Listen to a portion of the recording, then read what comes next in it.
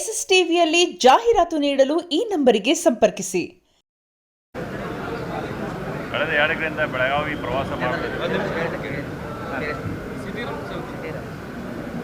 ಬೆಂಗಳೂರಿನಲ್ಲಿ ನಾನು ಬೆಂಗಳೂರು ಮಿನಿಸ್ಟರ್ ಆಗಿದ್ದಾಗ ಎಲ್ಲ ಶಾಸಕರನ್ನೆಲ್ಲ ಕರೆಸಿದ್ದೆ. BJP, ಜನತಾದಳ, ಕಾಂಗ್ರೆಸ್ ಪಾರ್ಟಿ ಎಲ್ಲ ಶಾಸಕರನ್ನೆಲ್ಲ ಕರೆಸಿದ್ದೆ. ಕರೆಸಿ ಬೀದಿ ವ್ಯಾಪಾರಿಗಳ ಬಗ್ಗೆ ಚರ್ಚೆ ಮಾಡಿದ್ದು. ಎಲ್ಲರ ಅಭಿಪ್ರಾಯ ಒಗ್ಗಟ್ಟಿನಿಂದ ಬೀದಿ ವ್ಯಾಪಾರಿಗಳನ್ನೆಲ್ಲ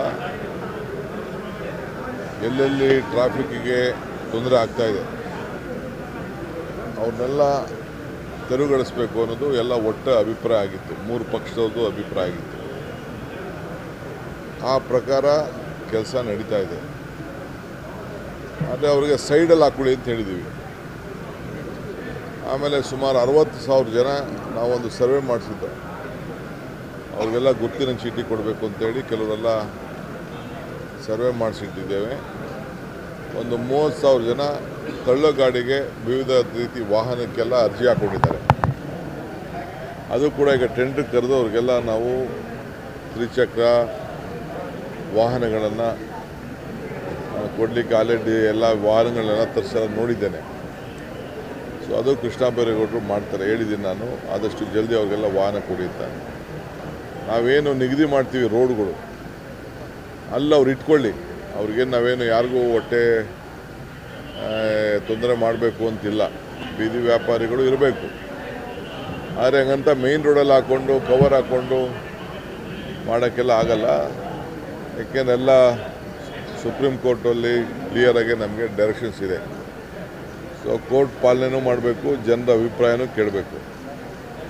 ಸೊ ಅದಕ್ಕೆ ನಾವು ಈ ತೀರ್ಮಾನ ಮಾಡ್ತಾಯಿದ್ವಿ. ಮುಂದಕ್ಕೆಲ್ಲ ಸ್ವಲ್ಪ ಕೆಲವ್ರಿಗೆ ಕಠಿಣವಾದಂಥ ತೀರ್ಮಾನ ಆಗ್ತದೆ.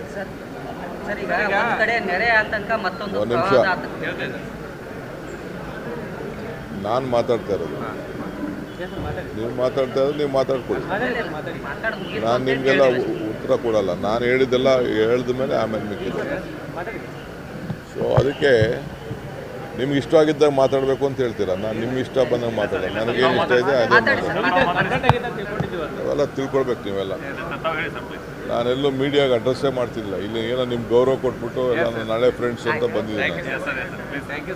ಸೊ ಈ ಬೀದಿ ವ್ಯಾಪಾರದ್ದು ಈ ರೀತಿ ತೀರ್ಮಾನ ಮಾಡಿದ್ದೇವೆ. ಇವತ್ತು ನಾನು ಏನೇನು ನಮ್ಮ ಕೃಷ್ಣ ಬೈರೇಗೌಡರು ಕಾರ್ಯರೂಪ ಮಾಡಿದ್ದಾರೆ, ಇದು ಅವರೊಬ್ಬರ ಮೇಲೆ ಬಿಡುವಂಥ ಪ್ರಶ್ನೆ ಅಲ್ಲ. ಇದು ಇಡೀ ಎಲ್ಲ ಶಾಸಕರು, ಬೆಂಗಳೂರು ಶಾಸಕರೆಲ್ಲ ಸೇರಿ ನಾವು ಪೊಲೀಸ್ ಅಧಿಕಾರಿಗಳ ಹತ್ರ ಕೂಡ ಚರ್ಚೆ ಮಾಡಿ ಈ ತೀರ್ಮಾನವನ್ನು ಕೈಗೊಂಡಿದ್ದೇವೆ. ಸೊ ಅವ್ರಿಗೆ ಆಲ್ಟರ್ನೇಟಿವ್ ಸ್ವಲ್ಪ ಸೈಡ್ ರೋಡ್ಗಳು, ಬೇರೆ ರೋಡ್ಗಳನ್ನ ಕೊಡ್ತೀವಿ. ಬಟ್ ಅವರು ವ್ಯಾಪಾರ ಮಾಡ್ಕೊಂಡು ಸಾಯಂಕಾಲ ಹೋಗಬೇಕು. ತಳ್ಳ ಗಾಡಿ ತೊಗೊಬರ್ಬೇಕು, ಇಟ್ಕೋಬೇಕು, ಹೋಗಬೇಕು. ಅಲ್ಲೇ ಟೆಂಟ್ ಹಾಕ್ಕೊಂಡು ಕೂತ್ಕೊಳ್ಳೋಕ್ಕಾಗಲ್ಲ. ಸೊ ಎಲ್ಲ ನಾಗರಿಕರಿಗೆಲ್ಲ ಅವರವರ ಬದುಕು, ಅವರವರ ಪಾಪ ಆಸ್ತಿ ಮುಂದೆ, ಮನೆ ಮುಂದೆ ಹಾಕ್ಕೊಂಡ್ರೆ ಯಾರು ಸುಮ್ಮನೆ ಇರ್ತಾರೆ. ಅದಕ್ಕೆ ನಾವು ನಿಗದಿ ಮಾಡ್ತೀವಿ. ನಿಗದಿ ಮಾಡಿದ ಪ್ರಕಾರ ಅವರು ಮಾಡ್ಕೊಂಡು ಹೋಗ್ಬೇಕು. ಹೇಳಿ ನಿಮ್ಮ ಪ್ರಶ್ನೆ. JB ಎಲೆಕ್ಷನ್ ಆಗಸ್ಟ್ ಎಂಡಿಗೆ ಮಾಡೋಣ ಸುಪ್ರೀಂ ಕೋರ್ಟ್ ಹೇಳಿತ್ತು. ಅದ್ರಾಗೆ JB ಅಧಿಕಾರಿಗಳು ಸುಪ್ರೀಂ ಕೋರ್ಟ್ ಮೊರೆ ಹೋಗಿದ್ದಾರೆ. SIR ಕಾರಣಕ್ಕೆ ನಮ್ಗೆ ಡಿಸೆಂಬರ್ವರೆಗೂ ಕಾಲಾವಕಾಶ ಕೊಡಿ ಅಂತ. ನೋಡಿ, ಅವರು ಕೊಡಲ್ಲ ಅಂತ ಈಗಾಗಲೇ ಹೇಳಿದ್ದಾರೆ, ಲಾಸ್ಟ್ ನಿಮಗೆ ಆಗಸ್ಟ್ ಅಂತ. ಬಟ್ ವಾಸ್ತವಾಂಶ ಸ್ವಲ್ಪ ಸಮಸ್ಯೆ ಇದೆ ಅವ್ರ ಅಧಿಕಾರಿಗಳದು. ಅವ್ರಿಗೆ ಬಿಟ್ಬಿಟ್ಟಿದ್ದೀನಿ. ನಾನು ಇದಕ್ಕೆ ಇಂಟರ್ಫಿಯರ್ ಆಗಲ್ಲ. ನಾವು ಸಿದ್ಧತೆ ಏನು ಮಾಡ್ಕೊಳ್ಬೇಕು, ಎಲೆಕ್ಷನ್ಗೆ ಸಿದ್ಧತೆಯನ್ನು ನಮ್ಮ ಪಕ್ಷಗಳಲ್ಲಿ ನಾವೆಲ್ಲ ಮಾಡ್ಕೊಳ್ತೇವೆ.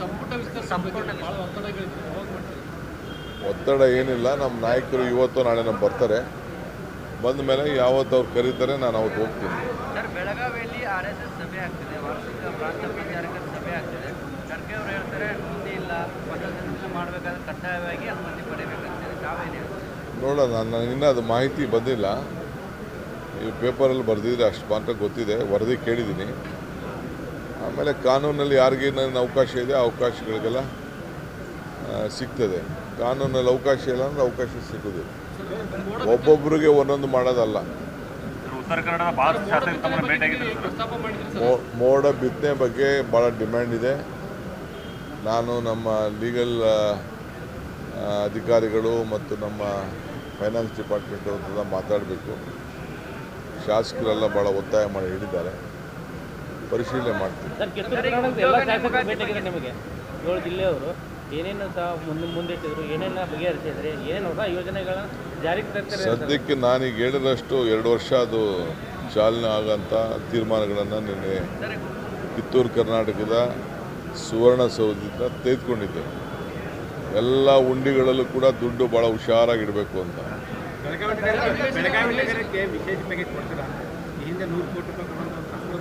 ಈಗ ಬಂದಿದ್ದೀನಿ ನಾನು ನೋಡೋಣ. ಎಚ್ ಡಿ ಕುಮಾರಸ್ವಾಮಿ ಅವರು ಚೀಫ್ ಮಿನಿಸ್ಟರ್ ಇದ್ದಾಗ ಬೆಳಗಾವಿ ಅಧಿವೇಶನ ಮಾಡಿದ್ರು. ಯಡಿಯೂರಪ್ಪನವರು ಸುವರ್ಣಸೌಧ ಕಟ್ಟಿದ್ರು ಸರ್. ನೀವು ಸರ್ SS TV ಸಿನಿಮಾ ಜಗತ್ತಿನ ಕ್ಷಣ ಕ್ಷಣದ ಸುದ್ದಿಯೊಂದಿಗೆ.